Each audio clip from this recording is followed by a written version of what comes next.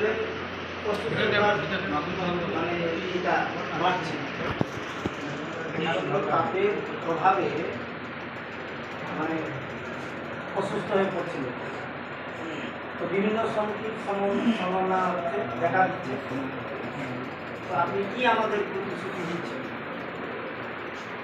সেটাই আপনার কাছে আমার বিস্তারিত তার বলার কিছু নেই।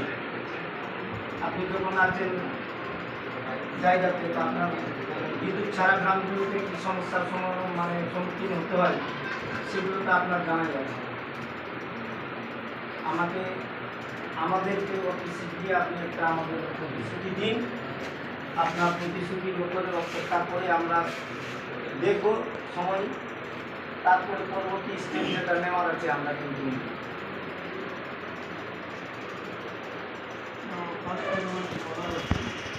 আমরা যেখানে লাইনটা ছিল ওইখান দিয়ে আগের বছর আমরা সার্ভে করে এসেছিলাম।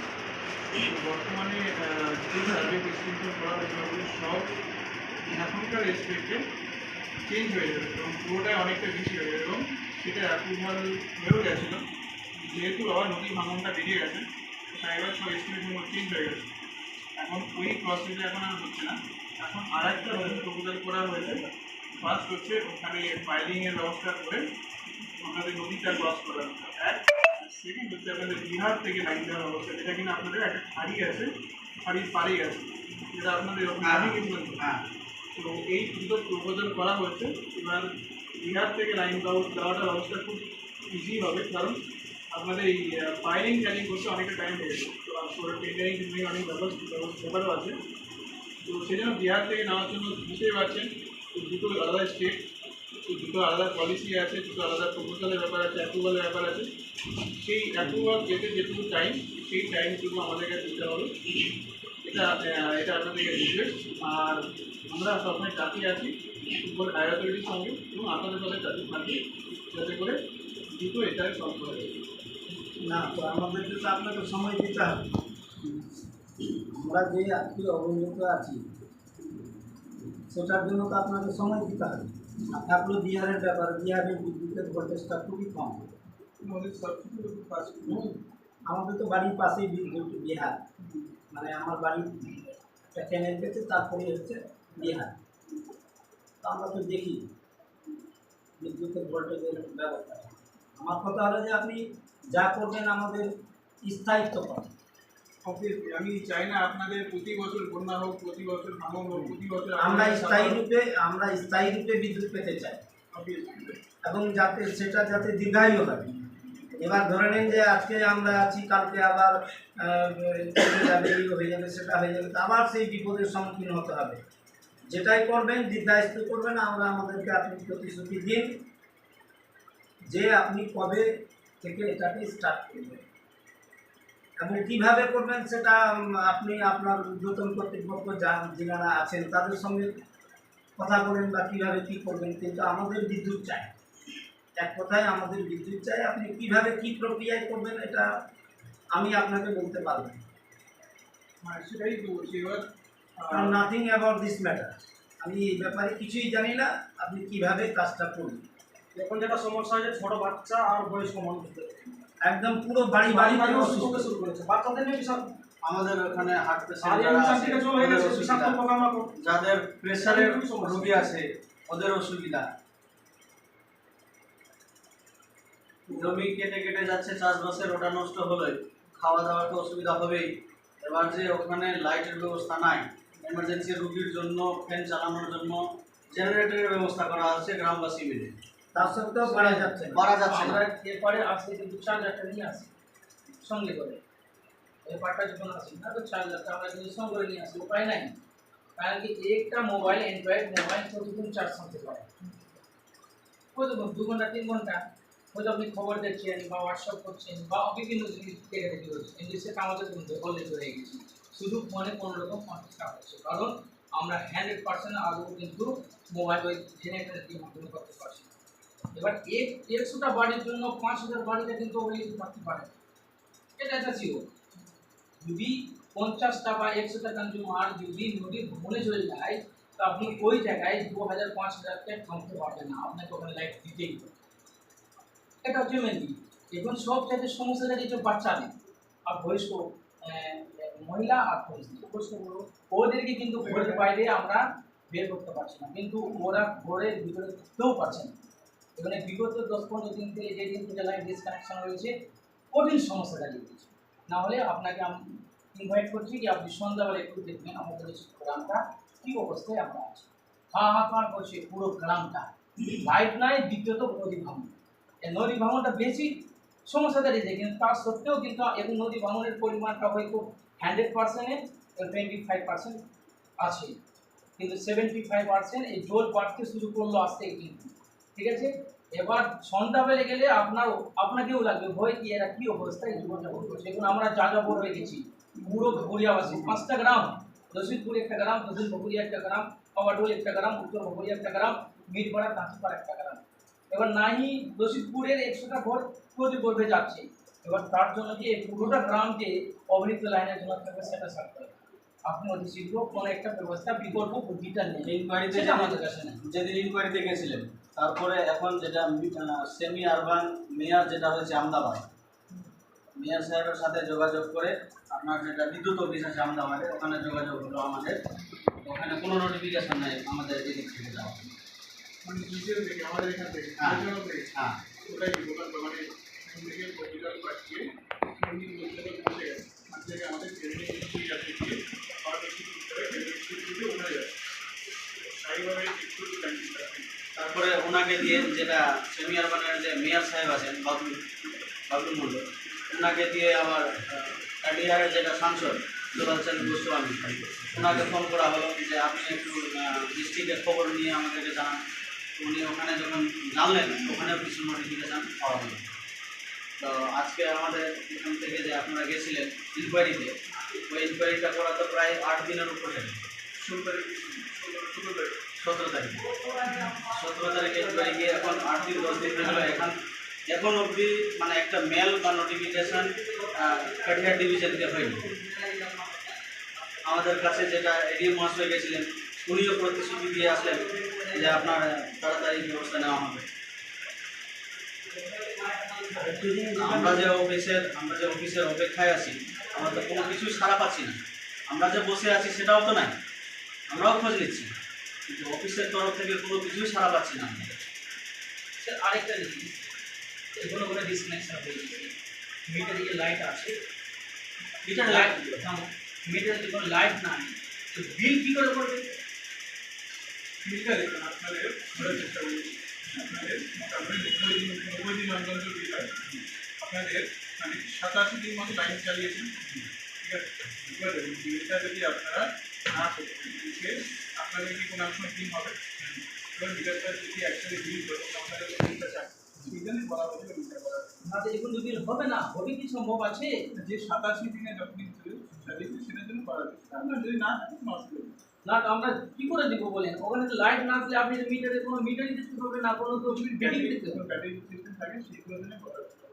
এটা চার্জ করেও তো ওটা করা যেতে পারে না ওটাতে ব্যাটারি সিস্টেম আছে। না, ঠিক আছে কথা বললাম, এটাকে চার্জ করেও তো করা যেতে পারে। আপনি চার্জ দিলেন আর সাথে সাথে আপনি বিলটা করে নেন। চার্জ করে করবো আমি। আপনি যেটা এখন প্রতিশ্রুতি দিচ্ছিল আমাদের একটু সময় দিতে হবে, বা যে পদ্ধতিতে যে প্রক্রিয়াতে হয়, তো সেই প্রক্রিয়া যদি আমাদের সাকসেস হয়ে যায়, সে যেটাই হোক, আপনার ওই ওয়াটারপ্রুফ কেবল দিয়ে হোক, বা বিহার থেকে হোক, বা ওই ডিআরআর থেকে হোক, বা আমাদের ভ্রমণের উপর দিয়ে হোক, কোনো সমস্যা নেই। যেদিক থেকে হয় কিন্তু করতে হবে।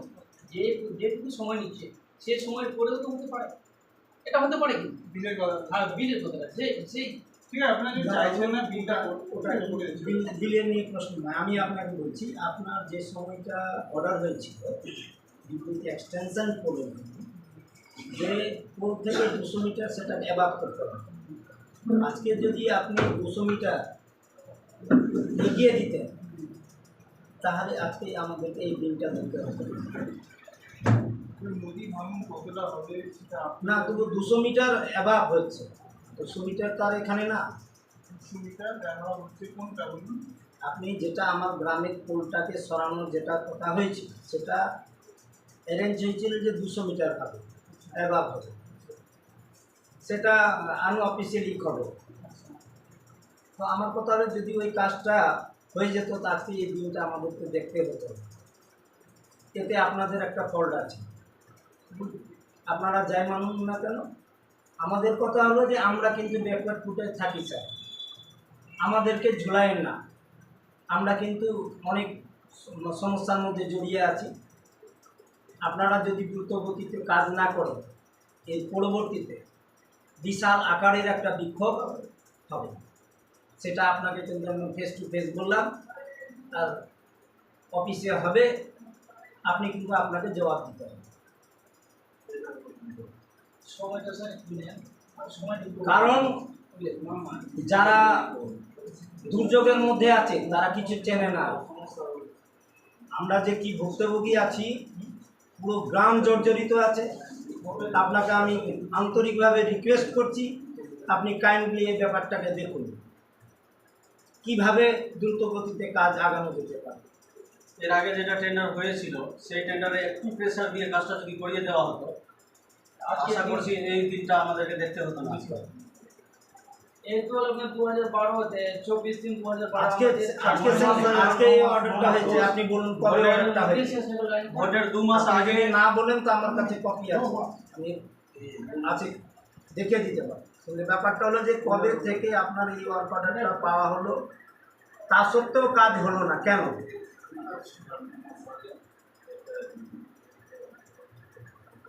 এটা আপনি যদি বলেন তাহলে আমি সামনে একটা বিশাল আকারে ইটটাকে আমি কনভার্ট করতে ইয়ে হবে।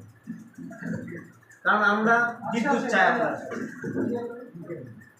আমি আজকে বিক্ষোভের পুরো হরিশ্চন্দ্রপুর প্রশাসন বিভাগ বারবার বলছিলেন যে এটা বিক্ষোভ, যার জন্য এত প্রশাসন টেবিলের জন্য আছেন এখানে। আমরা সেই ধরনের মনমানসিকতা নিয়ে আপনার কাছে আসিনি। আমি আগেই বলেছিলাম আপনার সঙ্গে সৌজন্যমূলকভাবে সাক্ষাৎকার করতে এসেছি, যে আমাদের যে দুর্দশার প্রতি আপনার কতটা সিম্প্যাথেটিক আছে এইটুকু জানার জন্য এসেছি। কী পর্যায়ে আপনি আমাদেরকে রেখেছেন এখন পর্যন্ত,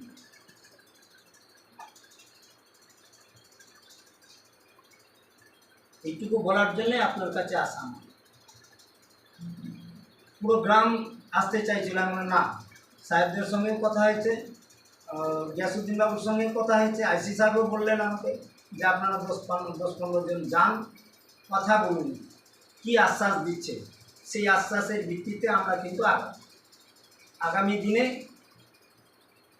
আমি আপনাকে আর গ্রামকে, মানে কি বিপদ হবে আমি নিজেও জানি না। আমার বাড়িতে এসে চড়াও করছে, আমি যেহেতু জনপ্রতিনিধি হিসাবে পাবলিক আমার বাড়িতে এসে ঘেরাও করছে, কি করছেন? আমি যে আপনাকে ভোটটা দিয়ে জনপ্রতিনিধি করেছি, কী জন্য? তাহলে আমাকে মানে কোশ্চিনের একটা সম্মুখীনে দাঁড়িয়ে যেতে হচ্ছে। আমি তো কোনো সদুত্তর জবাব দিতে পারছি না, যেহেতু আপনার কবে টেন্ডার হয়েছে, কবে আপনাকে 200 মিটারের এক্সটেনশন করার কথা ছিল পোলে, তা সত্ত্বেও আপনি করলেন না। আজকে যদি সেই এক্সটেনশন পোলটা করে দিতেন তো এই বিপদ থেকে আমরা রক্ষা পেতাম।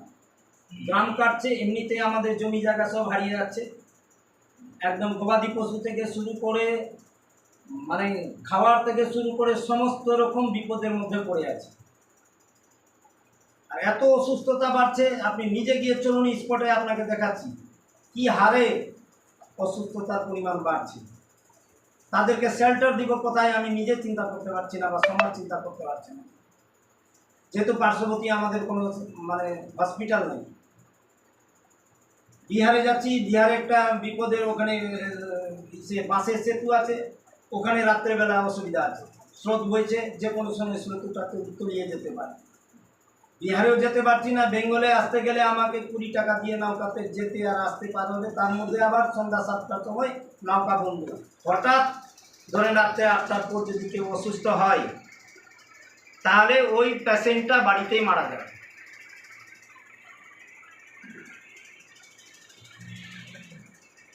এটাই ছিল স্যার আমাদের কাছে প্রশ্ন আপনার কাছে। আমি চাইব আপনি আমাদেরকে সদুত্তর দিন। আমরা বিদ্যুৎ পেতে চাই, কিভাবে আপনি বিদ্যুৎ দিবেন না আমি জানি না, কিন্তু আমরা বিদ্যুৎ পেতে চাই, এবং কত দিনে পাবো এই আশ্বাসটুকু আজকে আপনাদের দিতে হবে। আমরা হলাম কৃষক, আমার বাড়িতে 2টা হার্ট পেশেন্ট, 3টা প্রেসার পেশেন্ট, প্রতিদিন 6 থেকে 7 লিটার ডিজেল জেনারেটর পোড়াচ্ছি, আর প্রায় মোটামুটি 60টা মোবাইল চার্জ করছি আমি নিজের তেল করে, কারো কাছ থেকে 5 পয়সা চার্জ করছি।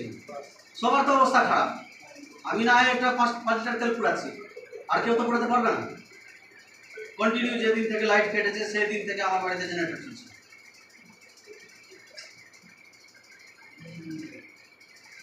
ছয় লিটার করে প্রতিদিন যে তেল পুরাবো আমি কতদিন পুরাতে পারবো?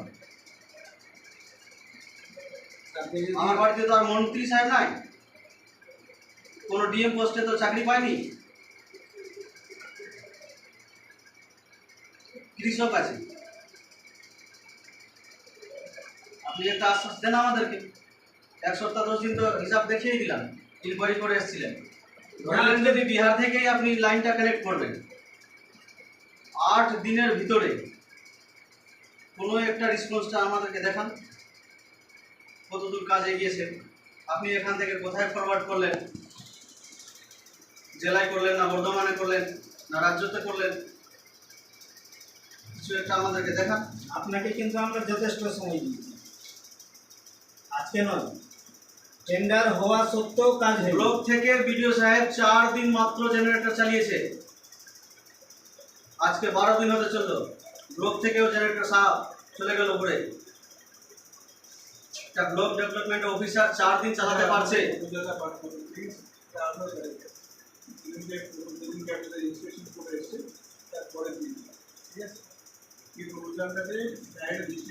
তাহলে ওটা আমাদের দেখানো হবে।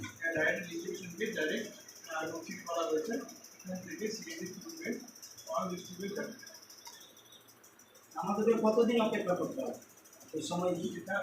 আমি বলতে পারবো না, কারণ অ্যাকচুয়ালি আমি ওটার সাথে কোনোভাবেই ইয়েতে নেই, মানে কোনোভাবে আমি ডাইরেক্টলি ওইটা ইনভলভ নেই, আমি আরএমের থ্রুতে ইনভলভ। সুতরাং আরএমের যেটুকু আমি ইনফরমেশন পাবো সেটা আমি আপনাদেরকে জানাতে পারবো। কবে জানাবেন? ঠিক আছে, আমি আনসার সাথে কথা বলি। বলেন, কথা বলেন।